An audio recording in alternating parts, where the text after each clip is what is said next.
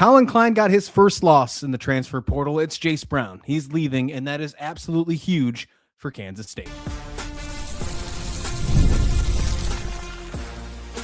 You are Locked On Kansas State, your daily podcast on the Kansas State Wildcats, part of the Locked On Podcast Network, your team every day. Yes, welcome on into Locked On Kansas State, your daily Kansas State Wildcats podcast. I'm your host, Christian Rauh, and thank you so much for making Locked On Kansas State your first listen every single day. Now part of the #1 sports podcast network, the Locked On Podcast Network, your team every day. Welcome back to my everydayers. Today's episode is brought to you by FanDuel. If you want to be right in the middle of the action across the NFL this season, visit FanDuel.com. Place those NFL live bets all season long. We're going to dive into some state of the position yet again today, and we're going to switch, and we thought we are going to talk defense, but we're talking wide receiver because Jayce Brown has entered the portal, and that is obviously something out to left field. It was a curveball, if you will, for the Kansas State program, and I think it's catastrophic. I think it's huge, and I think it's really the first L in the Colin Klein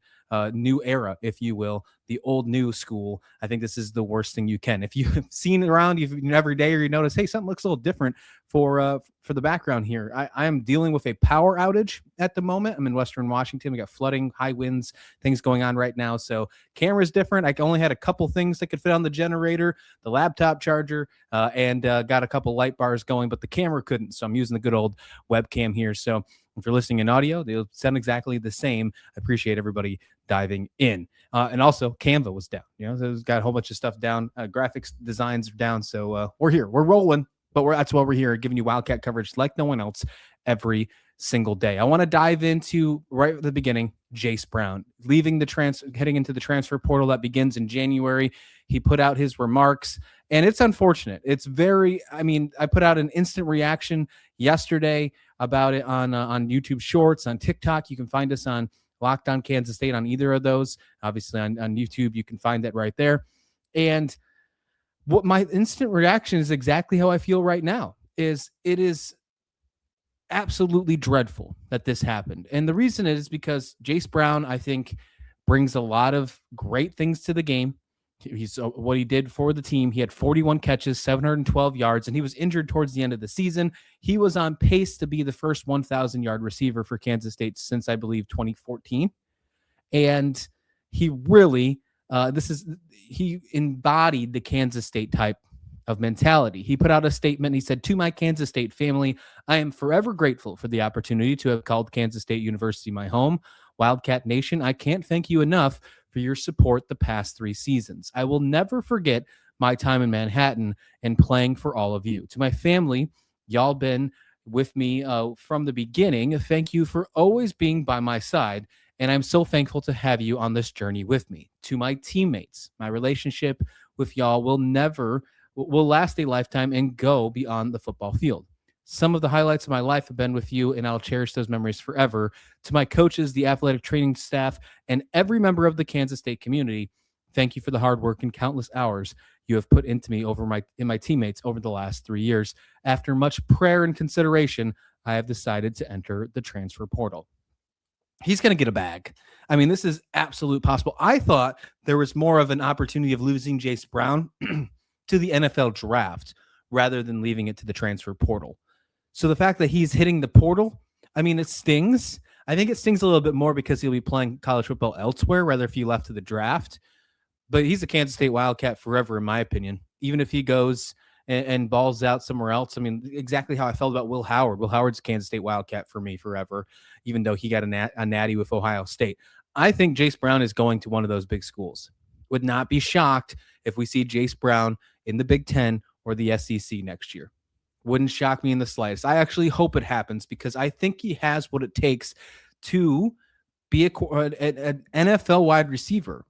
And if you can maybe put yourself in a better situation for the NFL draft, look, we're in the middle of a coaching change. If you're trying to have one more year in college football, and there's a lot of things that didn't go right in this year for Kansas State, and you're hoping to obviously make the next step forward, then you might want to go with a little bit more of a proven. Although we have exciting stuff on the forefront. If you're a Kansas State fan, there's exciting things on the forefront with Colin Klein, with all the things, the relationship buildings. it could possibly be a slow year in 2026. Jayce Brown does not have that time to wait around if he wants to take the next step in his career. And call it selfish if you want, but if you're in that same boat, you're probably thinking the exact same thing. The majority of you are probably thinking the exact same thing. It's like when there's something's going on in an aircraft, they tell you to take care of yourself before you take care of others. I think Jayce Brown is doing that. The biggest thing that bugs me here, really not bugs, but makes me worried, we talked about in yesterday's episode. What will happen with Avery Johnson? Will he stay or will he go? I think it's more that he stays because of all the transfer portal quarterbacks, the big name quarterbacks that are leaving. But this is his best friend. This is his number one wide receiver since the moment he started at the quarterback position for Kansas State. What does that mean for Avery Johnson's status now? And there have been some other big names that have hit the portal. We'll talk about that in later days. I'm sure you can see that in different positions. We're seeing on the defensive side. Some of them are probably most likely going to Baylor. We talked about that with Joe Klannerman leaving to be defensive coordinator over there. But what happens to Avery Johnson now? I think this definitely shakes that up.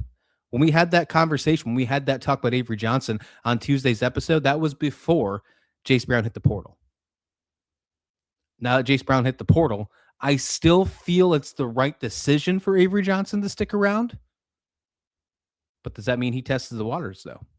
Does that mean he still gives it a shot? Doesn't matter if DJ Lagway or Sam Levitt or those guys are in the portal. He thinks that he's better than that, and he thinks he can have the opportunity. I think he jumps a good amount of those people in the portal, by the way, too. If Avery Johnson hits the portal, he's probably number one or number two quarterback in the transfer portal. Jayce Brown, at the moment, is number one wide receiver in the transfer portal. Maybe Marsh from Michigan State might be able to give him a little bit of run for his money, but I think there's a clear gap. I think right now he will be the highest sought after wide receiver that hit the transfer portal. I think he goes to the SEC. I think he goes to make some proves people wrong. Maybe it's LSU, maybe it's Auburn. I don't know. There's a lot of coaching changes happening in the SEC. There's a lot of people hitting the portal over there. They're going to need wide receivers, and I think Jayce Brown is one of them that goes over there. So this is, thankfully I got these uploaded before the power went out. This is the wide receiver transfer portal at the moment. These are the players who have left already for Kansas State. And obviously this is not the greatest thing. It's got 4 people in the transfer portal for just the wide receiver room alone. Jayce Brown, Spradley Demps, J.D. Davis, and Kellen Barta. And then you have 2 other players that are graduating or either running out of eligibility, whatever way you want to look at, and Jerand Bradley and Caleb Bedford. So you have 6 wide receivers already on the out. And that's tough. That's really tough. A lot of those players on there, Bradley, Jayce Brown, to be the biggest ones that really obviously are the impact, that takes up a high percentage of your target shares and your yardage already for Kansas State on the season. We already talked about Jayce Brown. He had 41 receptions for 712 yards. He had 5 touchdowns. The second wide receiver on the team is Tibbs. We'll talk about him in just a minute. But Bradley was the 3rd best wide receiver on the squad, and he's no longer there.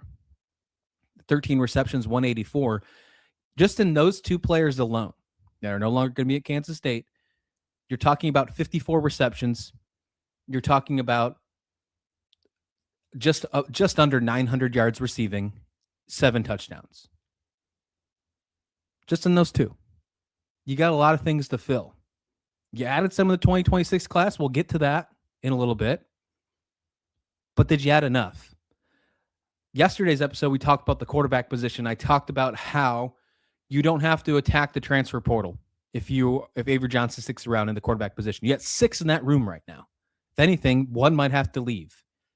On the flip side, when you're looking at this wide receiver room, with the departure of Jayce Brown, with the departure of Jerand Bradley, you must. Wide receiver yet again, for it seems like, the 3rd year in a row, wide receiver has to be one of the highest priorities in the transfer portal come January. Let's talk about what the rest of the squad looks like, who possibly could still leave. And then, of course, we'll get into the 2026 class, as we always do on these State of the Positions next, right here on Locked On Kansas State. But first, NFL Sundays move fast. One big play and suddenly everything feels different. That's what makes live betting with FanDuel so exciting. You're not just watching the game, you're reacting to it in real time. With FanDuel, you can place the bets as the action unfolds. Every drive, every momentum swing, every highlight moment. Live betting is best when the game starts to shift. A receiver gets hot, a defense tightens up, or the momentum flips after a turnover. FanDuel lets you jump right in to the moment. Live spreads, money lines that adjust instantly. Your player props update as guys heat up. And my good old favorite, the SGPs, the same game parlays. FanDuel has you covered. So if you want to be right in the middle of the action, visit FanDuel.com and place your NFL live bets all season long. FanDuel, the game moves fast, and so can you.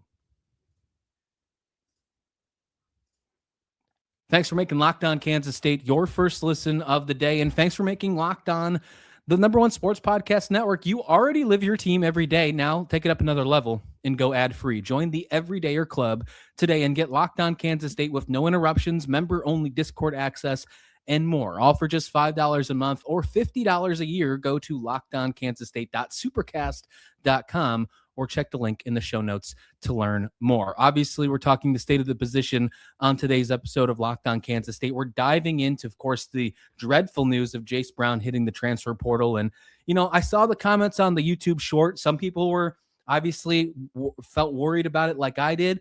A couple people, I'm going to call you out. I think you're living in denial a little bit. I think you're saying that it's not an impact. It's not an impact that Jayce Brown's leaving. And maybe it's just you're hurt. Maybe because there's been so much turnover this year with Kansas State, you don't want to be upset.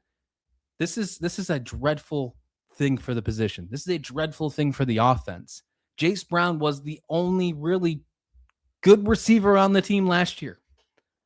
And when you look at the receivers left, there's a lot to be wanting from. You want a lot more.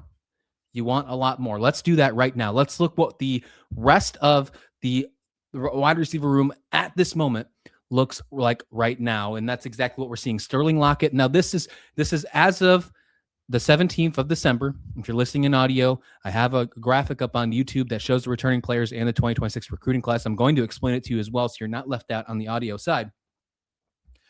I got the players' names and what they will be as a class, either senior, junior, sophomore, freshman for next season. Sterling Lockett, Isaac Cock, Ron Tibbs will all be seniors next season. You have Justin Stevens, who was a junior, but I don't think he played enough, so I think he's going to put the red shirt on. I think he will be a redshirt junior next season. That was the only one I wasn't very sure of, but looking at his statistics, he did not hit the 4-game mark. I think he will once again be a junior, just a redshirt junior in 2026. And you got Garrett Harstead, Bryce Nornberg as a sophomore, Ben Wheeler as a sophomore, Adoyas Moyes, who played more than 4 games. He played 5, so he'll move up to the sophomore spot. And then Larry Porter will be your only freshman that hits the red shirt, so he'll be a redshirt freshman next season. So you're only looking at 9 players on the wide receiver side returning back to Kansas State in 2026. We'll get to the recruiting class in just a minute because there are some exciting things to look at for the recruiting class. But when you look at those names, when we talked about those names over there, obviously the biggest one that pops up is Tibbs.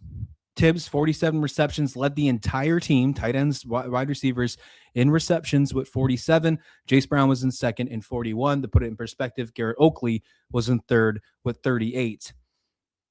He had almost 50 receptions.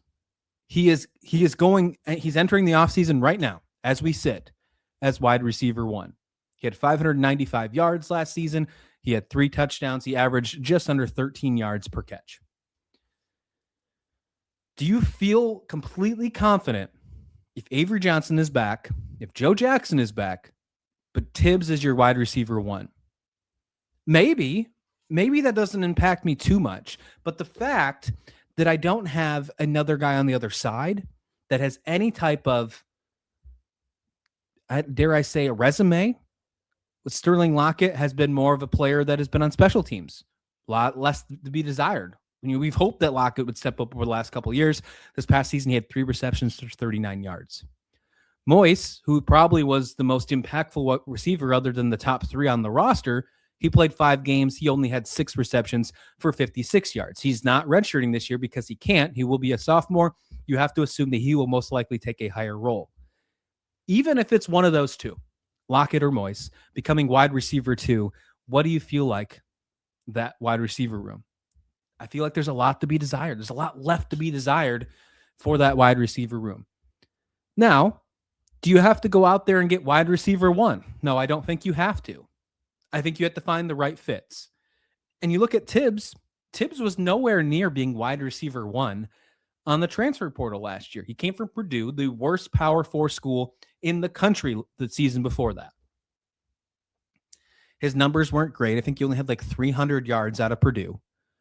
And I'll give you the exact numbers. I'm going to pull that up right now. In 2024, he had 25 receptions for 305 and 2 touchdowns. I remember him coming in. I was looking at it, and people kept talking about there's a lot of potential in this kid. A lot of potential. He played for the worst team in the country.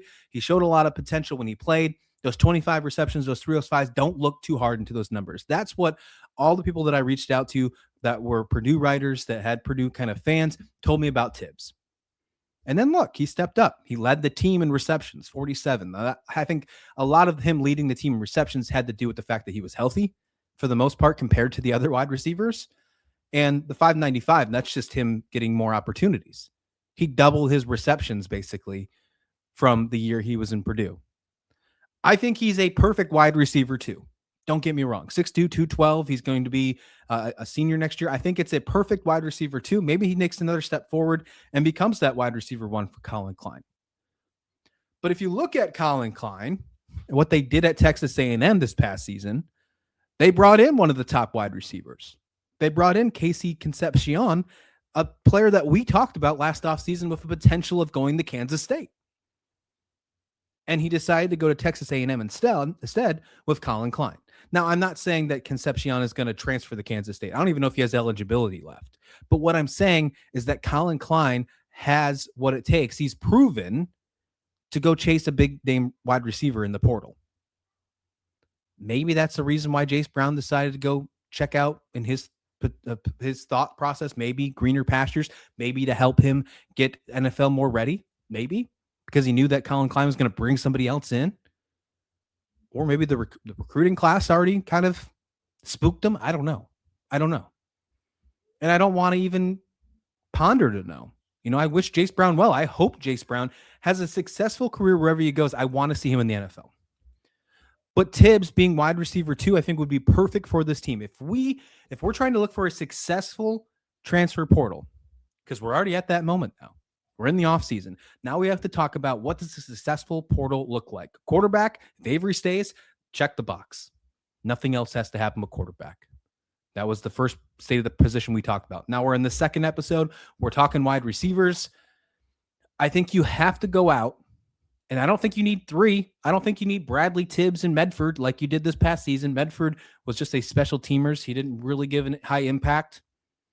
Bradley, I think, could have if he was healthy. Tibbs turned out to be a winner. I think you need to get 2. I think you need to go out and get 2. And 1 maybe can fill the void of a special teamers. Maybe. If you feel like another player on this roster, like a Moise, like a Lockett, can step up to be that wide receiver 3 and feel comfortable. Do you feel like one of those guys on the roster can basically fit what Bradley did this year for you? If you think that's the case, then you only need 2.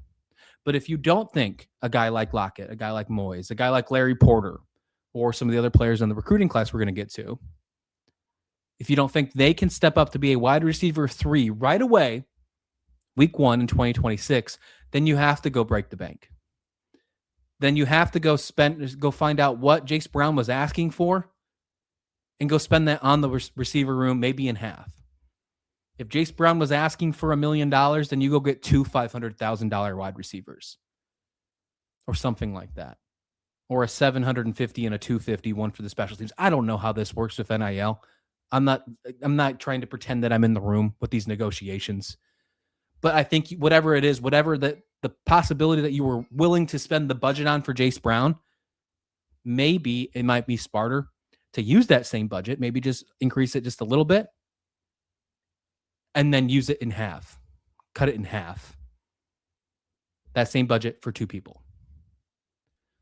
I want to talk more about the recruiting class 2026. There's some fun stuff, and it's not just high schoolers as well. And this could be one of the biggest reasons why the wide receiver room might be in good shape. Something that's actually happening today on Wednesday night. We'll talk about that next right here on Locked On Kansas State. But first, the holidays are here, and whether you're hosting family, planning the perfect gift, or just trying to keep things simple and delicious, Omaha Steaks is making everything easier than ever. From effortless holidays entertainings to unforgettable gifts, Omaha Steaks delivered the world best steak experience straight to your door. And what makes it even better, with Omaha Steaks, you always know exactly what you're getting. USDA certified tender steaks, premium proteins, gourmet sides, and decadent desserts that always make anyone feel appreciated. I've sent Omaha Steaks as gifts before. I've sent it in the past, and the reactions are always the same. They think it's one of the best gifts ever, and for good reason. These things are clutch. The quality is awesome, and I love how easy the gift is. It shows up frozen, packed beautifully, ready to cook. They have so many options: steaks, burgers, chicken, pork, you name it. The bacon wrap fillets. I mean, I say it every time. Those things are absolutely awesome, and it's one of my favorite last minute gifts because it feels thoughtful without even requiring any stress. So save big on gourmet gifts and holiday favorites with Omaha Steaks. Visit omahasteaks.com for an extra $35 off. And if you use code COLLEGE at checkout, that's what you'll get. Terms apply. See sites for detail. Extra $35 off at omahasteaks.com. Promo code COLLEGE. Welcome back to Locked On Kansas State, your daily Kansas State Wildcats podcast. Really appreciate you joining me in the dark here as we have a good time bringing you Wildcat coverage like no one else. And really bringing it to you like no one else today as we're doing it under a spooky light. And it's dark times for Kansas State because Jayce Brown hit the portal, and I do think it's a very tough situation for Kansas State. But what does the rest of this roster look like? We looked at what the returning players looked at, 9 returning players as the moment sits right now. And it's nothing to be excited about, in my opinion. I'd love to see Tibbs make a next step forward. We'll see what happens in the future. But when we look at the rest of it, Derrick Salley, a JUCO transfer, joins the 2026 recruiting class, and then 2 high school transfers in Maxwell Levet and Caprice Keefe, who flipped from Iowa State over to Kansas State. He rounds out the wide receiver recruiting class. So 3 brand new players coming in. So right now, the wide receiver room sits at 12 at the moment. Derrick Salley is an interesting piece. I think he's really interesting, and we're actually going to see him participate tonight. It's at ESPNU on 6 p.m. Central Time, so you got a couple hours if you're listening to this as soon as this drops. If you want to check it out on ESPNU, 6 p.m. Central Time is the NCAA, the NJCAA, the Junior College National Championship game between Hutchinson and Iowa Western. 3 Kansas State actual recruit players, all from the 2026 class, will be playing in this one. This one's down in Texas. Again, 6 o'clock Central Time. But Derrick Salley will be playing for Hutch. You also see Michael Graham Jr. play for Hutch. And then Anthony Burbidge, he flipped over from Washington State. We haven't had a chance to talk about him yet.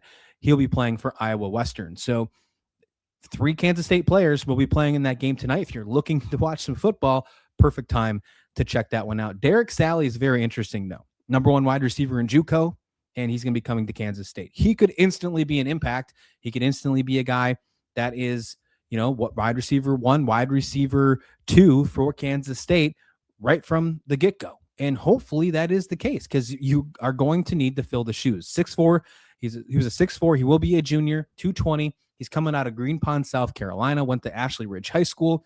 He played for the Blue Dragons. He's regarded as the 5th best overall community college prospect and number 1 in wide receiver. This past season, recorded 60 receptions for 1,043 yards and 17 touchdowns. That was over the last 2 seasons in Hutch, and has 41 catches for 726 yards prior to the semifinal contest this past Saturday. So he's got a little bit more. That's what it's showing on Kansas State's football site right now. So it sounds like he can get some receptions. It sounds like he's been highly sought after while he was there. He picks up some target share. It's exactly what you need. If he can turn into your top reception guy, great. Love that. Because you need it. And it sounds like he's not afraid to score touchdowns either. In 2 seasons, he's got 17. I mean, just put that in perspective. Jayce Brown had 5 touchdowns this year. The leading touchdown scorer on the team was Garrett Oakley with 6. Double that, that's only 12. You got Salley having 17 touchdowns in 2 seasons. So something that I thought that maybe Tibbs, maybe Bradley would be a good red zone threat. Maybe you're getting that with 6'4" Derrick Salley. Exciting stuff. What we see right here on the K-State football website. They have him wearing number 5 jersey. We'll see if that actually continues on. But again, 6'4", 220. And if you want to see him in action, he'll be playing tonight on ESPNU. I still think it's tough that Jayce Brown's leaving. I still think it's tough that 4 wide receivers are hitting the portal. You're losing 6 wide receivers in that room. And I don't know if we're done yet because obviously the transfer portal doesn't hit till January 2nd to 16th. So right now we're just getting the reports of I intend to enter said transfer portal. Either way, this is exactly where we expected it to be, with certain players leaving the portal, heading into the portal with a coaching change. And to be honest, even if Chris Klieman was still here, you were probably going to get some of these names leaving. This only shows me right here that if Chris Klieman was still here with a 6-6 record, if no changes happened on the staff, even if they did happen, because you're getting coaching changes happening right now, you probably would have lost to Jayce Brown, because it would have been super hard to say, let's run it back with the retention model again. Because you went 6-6 on the season. You decided not to play in the bowl game. These guys are players. They want to play. Jayce Brown now hitting the portal. That's absolutely huge. We'll dig into another state of the position on tomorrow's episode. Not going to tell you which one, because who knows? There might be some news that drops every time I tell you what position we're going to hit. We got to talk about a different position because news drops. But we will talk about one that we haven't covered on the show as we continue to wrap up this week here on Locked On Kansas State. I thank you so much for making it your first listen of the day. For your second listen, go check out Locked On College Football with Spencer McLaughlin, getting ready for the college football playoffs. It's going to be wild this weekend for sure. Again, if you want to check out some college football tonight, the Junior National Championship, NJCAA National Championship between Hutchinson and Iowa Western, have 3 Kansas State players playing in that one. You can check it out. You can take that one out on ESPNU. I'll wrap it up for this episode. Please like the video. Please subscribe. We'll see you back here next time, right here on Locked On Kansas State.